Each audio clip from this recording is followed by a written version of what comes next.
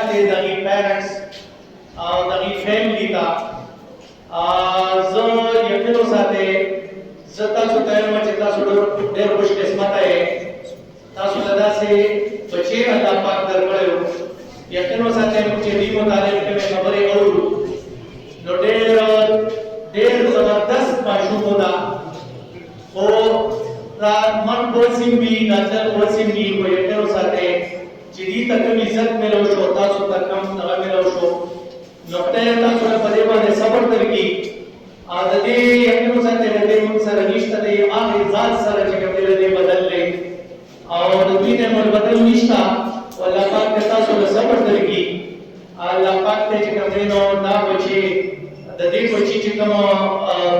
دا اداره په کوم دا ان شاء الله څنګه زموږ سره شاسې وي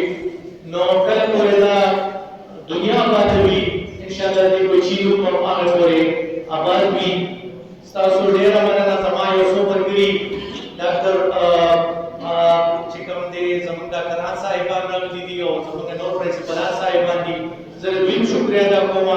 زموږ شاته چې کوم ملګري ناس دي زموږ زور تشریف الله صاحب زما ټیچر مو یقین ساتي زما ماستر مو زما د لپاره ډېر قدرمن دي موږ چې نن سيو د دې د برکت یو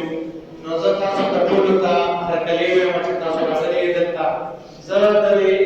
برکت شاه صاحب او د دې د ټیم مو شکریا ادا کوم چې دا یو زبردست سټیپ یې واغست او دا رساله یقین ساتي د کاروان حیات پر سره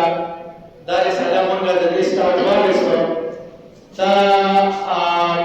موږ تاسو ته دا وایو چې پر مشرانو ته دا وایو تاسو ان شاء الله موږ ټول دې کې دا هیستوري دا سو ان شاء الله ټایم ټو ټایم دا شیر کوو تاسو چې راکمه هله زلي دي دا مو ان شاء الله چې دا سٹارټ دی نو تا موږ به چې تاسو راشي او تاسو په لاس باندې موږ دا د دوی دا سٹارټ واخلو تاسو پر د دعاګانې کوي موږ سپورټ کوي او موږ به څنګه چې اسلامي کالج کې وسر زموږ رسالې چلے دي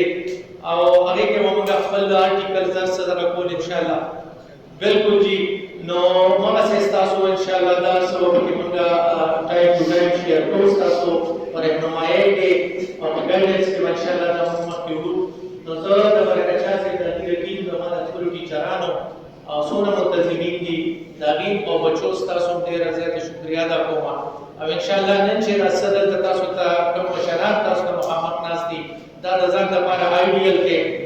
ان شاء الله که تاسو کامیابی وغواړئ دا هر یو مشر راوړي سي د دوی هیستوري وګورئ او د دې هیستوري وګورئ چې دې څنګه لاړل د دې دارې نه لاړل ان شاء الله چې تاسو په تاسو په ورځ او دا به زه نو تاسو کوم دا آیډیا جوړوي دا اساس آیډیل کې نو تاسو ډېر ټایم نه لمه ډېر مننه یو جهان مننه